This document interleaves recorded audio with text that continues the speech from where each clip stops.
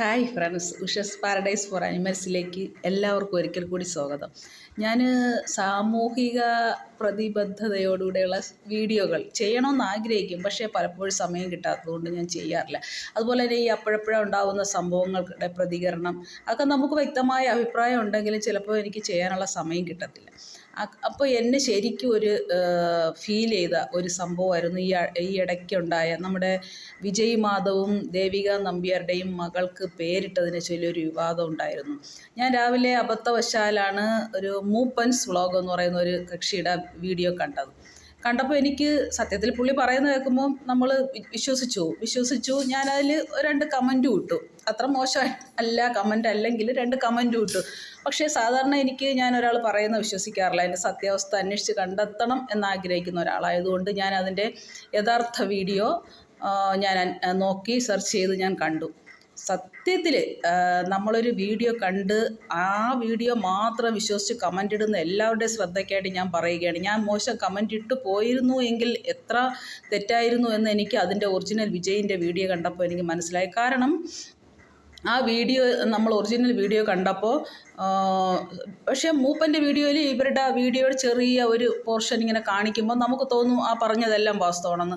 പക്ഷേ നമ്മൾ യഥാർത്ഥ വീഡിയോ ബിഗ് സ്ക്രീനിൽ ഞാൻ കണ്ടപ്പോൾ എനിക്കതിൽ ഒരു നെഗറ്റീവും തോന്നിയില്ല. കാരണം ഭാര്യയ്ക്ക് സ്ഥാനം കൊടുക്കാത്ത ആളോ, ഭാര്യയെ ബഹുമാനിക്കാത്ത ആളോ, ഭാര്യയെ സ്നേഹിക്കാത്ത ആളോ ഒന്നുമായിട്ട് എനിക്ക് വിജയിനെ ഫീൽ ചെയ്തില്ല.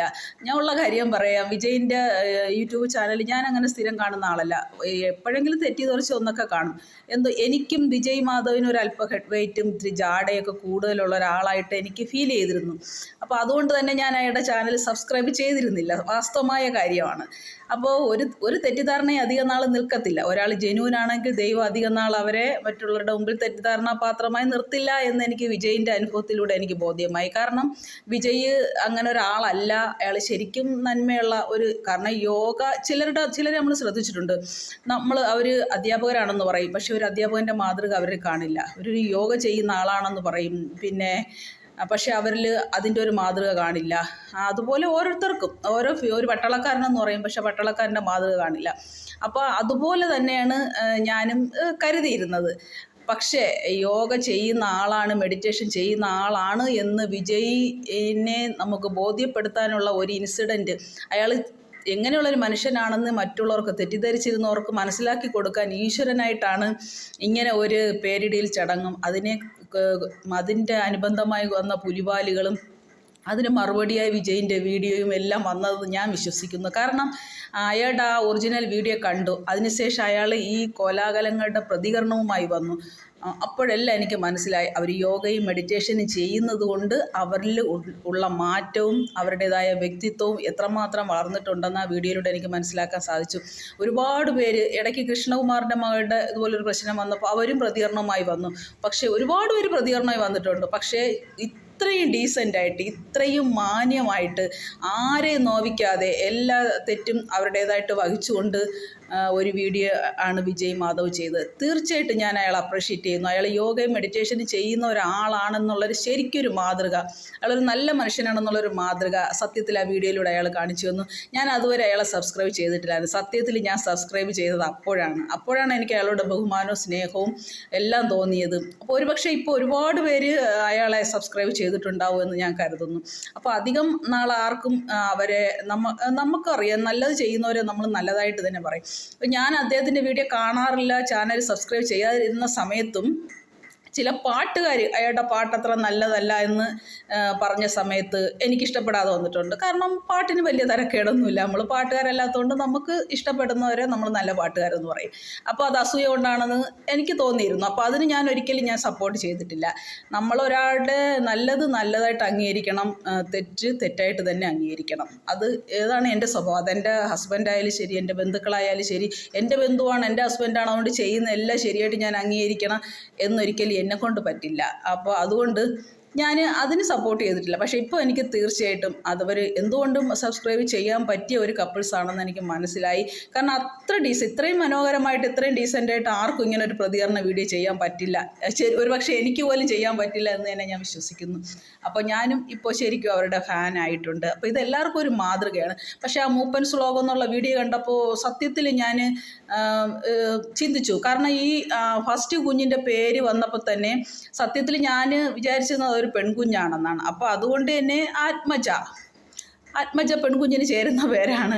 പക്ഷെ പിന്നീടാണ് എനിക്കത് ആൺകുട്ടിയാണെന്ന് മനസ്സിലായി. അപ്പോൾ ഞാൻ എന്തിനാണ് ഈ ലിംഗം മാറി പേരിട്ടതെന്ന് ഞാൻ ചിന്തിച്ചുവെങ്കിലും ആത്മജ എന്നുള്ള പേര് നല്ലൊരു പേരായതുകൊണ്ട് ഞാനതിൽ, കാരണം ഇപ്പോൾ ആത്മജൻ എന്നാണ് ആൺകുട്ടിക്ക് വരേണ്ടത്. പക്ഷേ എങ്കിലും നമ്മൾ ആ പയ്യനെ വിളിക്കുമ്പോൾ എടാ ആത്മജ എന്നേ വിളിക്കാൻ പറ്റൂ, എടാ ആത്മജനെ എന്ന് വിളിക്കാൻ പറ്റില്ല. അപ്പോൾ അതുകൊണ്ട് അതെനിക്കൊരു 50% ഒക്കെ എനിക്കൊരു എന്തോ ഒരു ചേർച്ചയില്ലായ്മയായിട്ട് ഫീൽ ചെയ്തുള്ളൂ. ഇപ്പോൾ രണ്ടാമത്തെ കുട്ടി വരുമ്പോഴാണ് ആ കുട്ടി ആണായിരുന്നു എന്ന് കാരണം കാഴ്ചയ്ക്ക് പെൺകുഞ്ഞിനെ പോലെയാണ് കുഞ്ഞിലെ അത് ഇരുന്നത്. ഇപ്പോഴാണ് അവനൊരു ആൺകുട്ടിയായിട്ട് ശരിക്കും എനിക്ക് ഫീൽ ചെയ്തത് ഇപ്പോഴാണ്. ആദ്യം ഒരു പെൺകുട്ടിയുടെ ചായ ഉണ്ടായിരുന്നു അവന്. ഇപ്പോൾ രണ്ടാമത്തെ കുഞ്ഞ് വന്നപ്പോൾ ഇട്ട പേരാണ് ശരിക്കും ഈ മൂപ്പൻ വ്ളോഗ് കണ്ടപ്പോൾ സത്യത്തിൽ വിജയിന് വട്ടാണെന്ന് ഞാനും ചിന്തിച്ചു പോയി. കാരണം ഓം പരമാത്മ എന്നുള്ള പേര് കണ്ടപ്പോൾ എനിക്കും തോന്നി. കാരണം അതൊരു പെൺകുട്ടിക്ക് പറ്റിയൊരു പേരല്ല എന്ന് എനിക്ക് തോന്നി. അപ്പോൾ ചിലപ്പോൾ ഈ പറഞ്ഞ പോലെയൊക്കെയുള്ള കളിയാക്കലൊക്കെ ഉണ്ടാകുമായിരിക്കും. പക്ഷേ എങ്കിലും ഞാൻ ചിന്തിച്ചത് ഇപ്പോൾ ആത്മജൻ ഒരാൺകുട്ടിയാണെങ്കിൽ ആത്മജൻ, പെൺകുട്ടിയാണെങ്കിൽ പത്മജ. ആത്മജൻ വിജയ്, പത്മജ വിജയ് ഇതൊക്കെ നല്ല ചേരും. അല്ലെങ്കിൽ പത്മജൻ അത് ചേരും.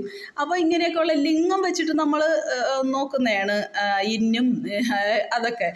അപ്പോൾ അങ്ങനെ ഇട്ടുകൂടായിരുന്നോ? ഇപ്പോൾ രണ്ട് കുട്ടികളുടെയും പേര് ലിംഗം മാറിയിട്ടാണ് വന്നിരിക്കുന്നത്. ഇപ്പം ആത്മജ എന്നുള്ളത് സ്ത്രീലിംഗവും ഓം പരമാത്മ എന്നുള്ളത് അത് സ്ത്രീലിംഗം തന്നെയാണ്. പരമാത്മൻ എന്നൊക്കെ വന്നാലേ അത് പുല്ലിംഗം ആവത്തുള്ളൂ.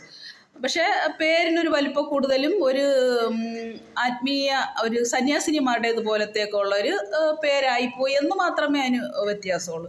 അപ്പോൾ ഞാനും വിചാരിച്ചു നല്ല രണ്ട് പേര് ആത്മജൻ, പത്മജ ഇങ്ങനെയൊക്കെയുള്ള നല്ല പേരിടായിരുന്നല്ലോ എന്ന് ഞാൻ ചിന്തിച്ചു.